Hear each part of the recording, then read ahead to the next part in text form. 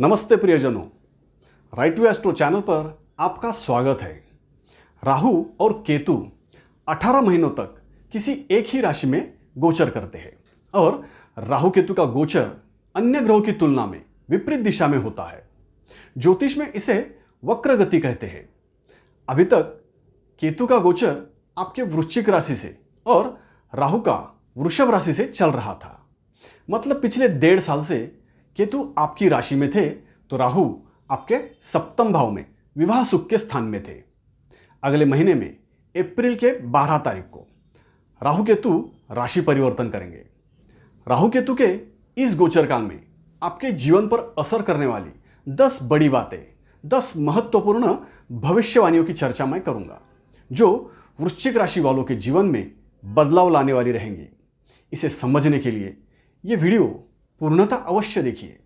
12 अप्रैल को केतु आपकी राशि से निकलकर वक्र गति से तुला राशि में प्रवेश करेंगे जो आपकी राशि से द्वादश भाव में होगा। द्वादश भाव आपके खर्चे, विदेश संबंध, अज्ञातवास, अध्यात्म, हॉस्पिटल, कारावास, अनैतिकता ऐसे विषय दर्शाता है। यहां से केतु का गोचर रहेगा तो इन्हीं विषयों पर केतु का प्रभाव भी रहेगा। अब केतु को भी समझिए। केतु सिर्फ धड़ है, इसके पास सिर नहीं है। केतु अनुभव से सीखता है, इसलिए केतु संन्यस्त वृत्ति, अध्यात्म, त्याग, आकस्मिकता, शरीर पर चोटें लगना ऐसे विषयों का कारक माना जाता है। अब राहु को भी देख लीजिए।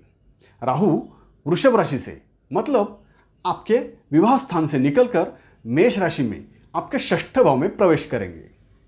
ज्योतिषानुसार षष्ठ भाव से शत्रु, रोग, नौकरी, कर्जा, आर्थिक लेन देन के व्यवहार, पशु प्राणी ऐसे विषय देखे जाते हैं।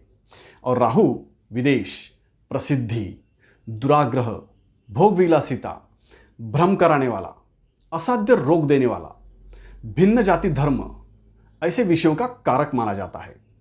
इन्हीं विषयों पर आपके जीवन में अगले 1.5 साल तक हलचल रहेगी। मैं आपको इसी से संबंधित 10 ऐसी बड़ी बातें बताऊंगा जो आप अनुभव करोगे। इसलिए ध्यान से सुनिए क्योंकि सभी बातें ऐसी है जो आपके जीवन में परिवर्तन लाने वाली है। नंबर 1, पिछले 1.5 साल में जो लोग आपसे दूरी बनाए रखे थे, आपको आपकी बातों को समझ ही नहीं रहे थे क्योंकि आपने अचानक ऐसे कुछ निर्णय लिए होंगे। आपके स्वभाव में, बर्ताव में कुछ बदलाव आया होगा। आप भी लोगों से अलग ही रहे होंगे। आप किसी बात में इंटरेस्ट भी नहीं दिखा रहे थे।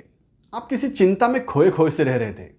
जाने अनजाने में आप कुछ लोगों को नज़रअंदाज भी कर रहे थे। ऐसी वजहों से आप अपनों से दूर होते जा रहे थे। 12 अप्रैल के बाद यह समस्या समाप्त होगी। आप लोगों से जुड़ोगे और लोग भी आपसे जुड़ने लगेंगे। ऐसे ही ज्योतिष शास्त्र के संदर्भ में महत्वपूर्ण जानकारी प्राप्त करने के लिए मेरे इस राइट टू एस्ट्रो चैनल को सब्सक्राइब करके बेल आइकन भी दबाइए। मेरे इस चैनल पर आप सही दृष्टिकोण से ज्योतिष ज्ञान प्राप्त कर सकते हो और साथ ही बिल्कुल सरल शब्दों में आसानी से सीख भी सकते हो। शुरू से अंत तक अवश्य देखिए। अगर आपको पसंद आए तो लाइक और कमेंट भी जरूर कीजिए। नंबर 2, अभी तक जो आपके वैवाहिक जीवन में असमंजस की स्थिति बनी हुई थी, संघर्ष चल रहा था, जीवन साथी के साथ मतभेद हो रहे थे, दोनों एक दूसरे को समझने की स्थिति में ही नहीं थे, बिल्कुल एक का मुंह पूरब की ओर तो दूसरे का पश्चिम की ओर, ऐसी स्थितियों से आप गुजर रहे थे। इसमें आपस में दूरियां बढ़ रही थी। अब आने वाले समय में ऐसा संघर्ष समाप्त होगा। वैवाहिक जीवन में सुख शांति कायम होगी। नंबर 3, आपके विरोधी जो अभी तक आप पर भारी पड़ते हुए दिखाई दे रहे थे, आपको डराने की, धमकाने की, दबाने की कोशिश कर रहे थे, 12 अप्रैल के बाद स्थितियां बदल जाएंगी। आपका पक्ष मजबूत होगा, आपकी क्षमताएं विकसित होंगी। अब वो आपसे डरने लगेंगे, आपसे दूरी बना के रखेंगे। आपके शत्रु आपसे भिड़ने की हिम्मत भी नहीं जुटा पाएंगे।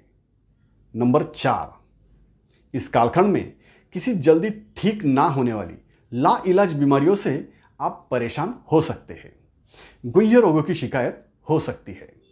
किसी एलर्जी के कारण परेशानी हो सकती है। कुछ दिनों के लिए आप हॉस्पिटलाइज भी हो सकते हैं। इसलिए आपको अपने स्वास्थ्य के प्रति विशेष ध्यान देते हुए सचेत रहना होगा। खान पान पर विशेष ध्यान देना होगा। नॉनवेज खाने से परहेज करोगे तो ज़्यादा अच्छा रहेगा। नंबर 5, इस गोचर काल में आपके खर्चे आपको चिंतित करेंगे। कुछ आकस्मिक खर्चे करने होंगे जिसके लिए आप तैयार नहीं थे, ऐसे खर्चे निकलेंगे। कभी कभी खर्चा करने पर भी उससे अपेक्षित परिणाम ना मिलने से आप परेशान होंगे। ऐसा होता है, कभी कभी हम जो चीज़ें खरीदते हैं वो काम में नहीं आती या डिफेक्टिव होती है। हम कुछ सोच के चीज़ खरीदते हैं और बाद में पता चलता है इसकी तो ज़रूरत ही नहीं थी। ऐसा ही कुछ आपके साथ हो सकता है, इसलिए खर्चे सोच समझकर करने होंगे। नंबर 6, इस गोचर काल में विदेश संबंधों में अगर आपका कुछ निवेश है, अगर आप इंपोर्ट एक्सपोर्ट के कार्य से जुड़े हैं या विदेश से संबंधित कार्य करते हैं तो उसमें आपको नुकसान हो सकता है। विदेश यात्राएं भी व्यर्थ की होगी, इसलिए अगले 1.5 साल के लिए विदेशी मामलों में सचेत रहिए। नंबर 7, अनजान लोगों से भी किसी भी तरह के आर्थिक व्यवहारों में आपका नुकसान होगा। ऐसे मामलों में आपके काम अटके रहेंगे, पैसे भी फंस सकते हैं क्योंकि ऐसे लोगों से आपका संपर्क टूट सकता है। यात्राओं में भी अनजान लोगों पर भरोसा करना आपको महंगा पड़ सकता है। चीज़ें खोना, धोखाधड़ी या चोरी होने के कारण भी नुकसान झेलना पड़ेगा। अपनी मूल्यवान चीज़ों के प्रति सचेत रहना होगा। नंबर 8, अगर आप व्यापार व्यवसाय करते हैं, खेती से जुड़े कार्य करते हैं, पशुपालन वगैरह से संबंधित ऐसे कुछ कार्य करते हैं तो इसमें आपकी प्रगति होगी। व्यवसाय में विस्तार होगा। व्यवसाय में अपेक्षा से अधिक धन लाभ होगा। आर्थिक व्यवहारों में भी आपको फायदा होगा। आपके कई दिनों से अटके हुए पैसों की वसूली होगी। आपकी बढ़ती आर्थिक स्थिति के कारण आपको सुख शांति प्राप्त होगी।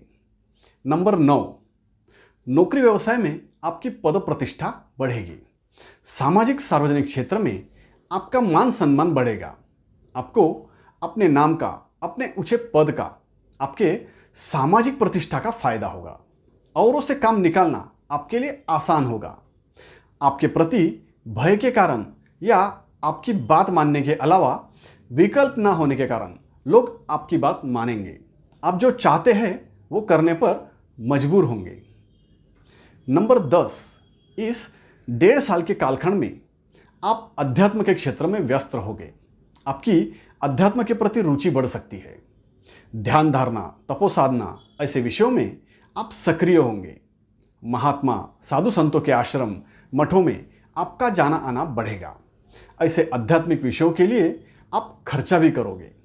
यही वो 10 बड़ी बातें, महत्वपूर्ण भविष्यवाणियां हैं जो राहु केतु के 1.5 साल के गोचर काल में 12 अप्रैल के बाद आप अनुभव करोगे।